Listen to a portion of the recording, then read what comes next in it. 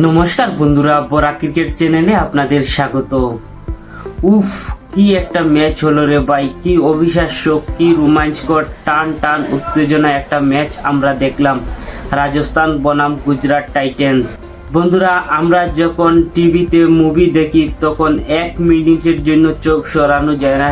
ঠিক এই ম্যাচের মধ্যেও 1 মিনিটের জন্য চোখ সরানো যাচ্ছিল না। কি জানি মিস করে ফেলি। বন্ধুরা, এবারের আইপিএলে আমার মতে সবচেয়ে সেরা ম্যাচ হচ্ছে রাজস্থান রয়্যালস বনাম গুজরাট টাইটেন্স। দেখো এই ম্যাচের মধ্যে কতটুকু রোমাঞ্চকর হয়েছিল। রাজস্থান রয়্যালস হারতে হারতে ম্যাচটি হারেনি এবং গুজরাট টাইটেন্স ম্যাচ জিততেও ম্যাচটি জিততে পারেনি। বন্ধুরা, ম্যাচের শেষ দিক থেকে আলোচনা শুরু করছি, চলুন শুরু করা যাক। দেখো বন্ধুরা, শেষ 2 ওভারের দরকার ছিল গুজরাট টাইটেন্সের 15 রান। মাত্র 12 বলে 15 রান দরকার ছিল গুজরাট টাইটেন্সের।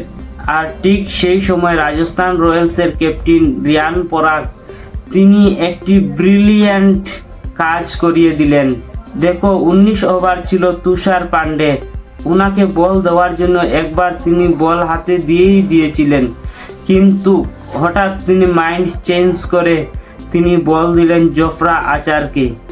আর জফরা আচার যখন 19 ওভারে বল করতে আসেন, জফরা আচার কিন্তু 20 ওভার বল করার তিনি দায়িত্ব ছিল, কিন্তু ঠিক 19 ওভারে এসে তিনি বল যখন করলেন মাত্র 4 রান দিলেন। উফ, কি অসাধারণ একটা বোলিং করলেন। তখন গুজরাট টাইটেন্সের আর মাত্র 6 বলে 11 রানের প্রয়োজন ছিল। বন্ধুরা, তুষার পান্ডে যখন বোলিংয়ে আসেন তখন তিনি প্রথম বলটি ওয়াইড দিয়ে দিয়েছিলেন। তখন দরকার ছিল 6 বলে 10 রান। তারপরে ওয়ার্কার খুব অসাধারণ বোলিং করলেন এবং ওই ওভারে রাশিদ খানকে আউট করে দিলেন। রাশিদ খান বাউন্ডারিতে ছক্কা মারতে তিনি জফরা আচার ক্যাচ নিয়ে ওই কাভার ড্রাইভ দৌড়ে এসে তিনি ক্যাচ নিয়ে নিলেন। বন্ধুরা, ওই ক্যাচতে রাশিদ খান আউট হয়ে গিয়েছিলেন এবং শেষ বলে দরকার ছিল তাদের 7 রান, এবং যদি ছক্কা মারেন তাহলেও হবে ম্যাচ সুপার ওভারে যাবে, আর যদি না মারেন তাহলে রাজস্থান রয়্যালস জিতে যাবে। ফুলটস বলে আর গুজরাট টাইটেন্স ছক্কা মারতে পারেননি এবং শেষ পর্যন্ত রাজস্থান রয়্যালস 6 রানে জয় পায়। বন্ধুরা, এই ম্যাচের মধ্যে রাজস্থান রয়্যালসের রিয়ান পরাগকে অসংখ্য ধন্যবাদ দেবেন তাদের কোচ। রিয়ান পরাগ কি সব দর্শকরাই আশা ছেড়ে দিয়েছেন। একবার চিন্তা করে দেখো, 12 বলে লাগে 15 রান। ওই জায়গাটাতে রিয়ান পরাগ বুদ্ধি করে বোলিংয়ে উল্টাপাল্টা করে গুজরাট টাইটেন্সকে আপটি দিয়েছিলেন। তার জন্য ওনাকে তো প্রশংসা করতে হয়। বন্ধুরা, এই ম্যাচের টার্নিং পয়েন্ট তো অনেক কিছু হতে পারে, হয়তো আপনারা আমার সঙ্গে একমত নাও হতে পারেন। তবে আপনাদেরকে বলে দিই, আজ রাজস্থান রয়্যালস টস জিতে ব্যাটিং করারও সিদ্ধান্ত নিয়েছিলেন এবং ব্যাট করতে আসে শুরুতেই তাদের জয়সওয়াল এবং বৈভব সূর্যবংশী পাওয়ার প্লেতে খুব অসাধারণ ব্যাটিং করলেন। বৈভব সূর্যবংশী 18 বলে 31 রান করে তিনি আউট হয়ে গিয়েছেন। তখন কিন্তু পাওয়ার প্লেতে প্রায় রাজস্থান রয়্যালসের 70 রান হয়ে গিয়েছিল। 70 রান পরে গুজরাট টাইটান্স ব্রেক দেন, কিন্তু তার আগে বৈভব সূর্যবংশী আর জয়সওয়াল মিলে পুরো পাওয়ার প্লেতে কিন্তু রাজস্থান রয়্যালস জিতে নিয়েছে। বন্ধুরা, রাজস্থান রয়্যালস জয়সওয়াল করেছেন 34 বলে 56 রান করে আউট হয়েছেন, কিন্তু রিয়ান পরাগ এসেছেন। তারপরে রিয়ান পরাগ কিন্তু বেশি রান করতে পারেননি, 4 বলে 8 রানের মতন করে আউট হয়েছেন, একটি জয় এবং 2টি রান নিয়েছেন। কিন্তু বন্ধুরা, হিট মায়ারে 8 বলে 18 রান করছেন, কিন্তু ওই জায়গাটাতে গুজরাট টাইটান্স রাশিদ খান যে বুলটা করছেন, আমার মনে হয় এই ম্যাচের মধ্যে পুরো 18 রান এক্সট্রা দিয়ে দিয়েছেন। যখন প্রসিদ্ধ কৃষ্ণা বল করেছিলেন তখন হিটমায়ারের হাতে বল লেগেছিল, আম্পায়ার হোয়াইট দিয়ে দিয়েছিলেন।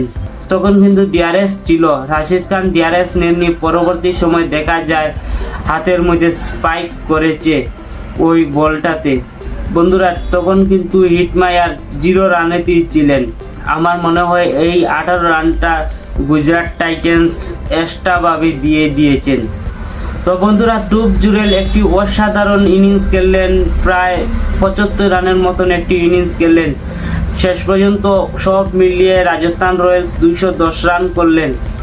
বন্ধুরা, জবাবে গুজরাট টাইটান্স শুরুতেই তারাও কিন্তু খুব অসাধারণভাবে ব্যাটিং করলেন। পাওয়ার প্লেতে কিন্তু তারাও ম্যাচ জিতে নিয়েছে, এমনকি তাদের প্রায় 73 রানের মতন হয়ে গিয়েছিল, তখন গিয়ে ব্রেক দেন। তারপরে আবার ম্যাচের মধ্যে কাভার করে ফেলেন, তখন কিন্তু ম্যাচটা পুরোপুরি গুজরাট টাইটান্সের দিকে ঘুরে যায়, এমনকি পুরো ম্যাচটাই ঘুরে গিয়েছিল গুজরাট টাইটান্সের দিকে। কিন্তু হঠাৎ ভাই রবি বিষ্ণু নামে ছেলে একটি কোথায় থেকে এলো আর পুরা 10 নামিয়ে দিল গুজরাট টাইটান্সের। একের পর এক উইকেট নিতেই থাকেন, এমনকি এক ওভারে 2টি উইকেট নিয়েছিলেন। ওইখানটাতেই গুজরাট টাইটান্স আবার পিছিয়ে পড়ে যায়, তবু তারা আবার ম্যাচের মধ্যে ঘুরে দাঁড়ায়।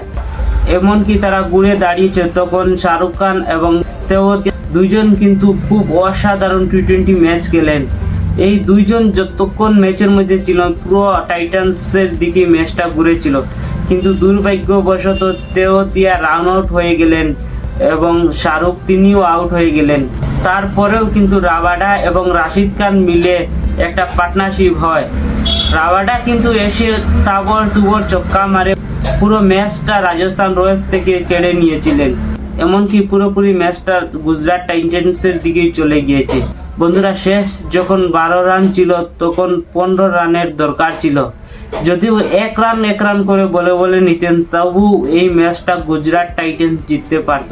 কিন্তু ওই রাজস্থান রয়্যালসের ক্যাপ্টেন রিয়ান পরাগ বুদ্ধি করে বোলিং আগে পিছে করে গুজরাট টাইটান্সকে আঁকড়ে দিলেন এবং শেষ পর্যন্ত জয় পেলেন 6 রানে।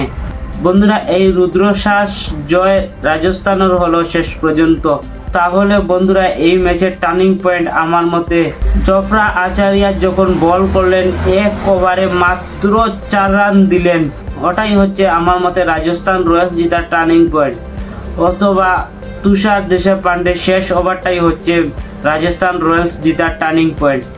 যদি আপনারা আমার সঙ্গে একমত হন তাহলে কমেন্ট বক্সে অবশ্যই লিখে জানাতে পারেন।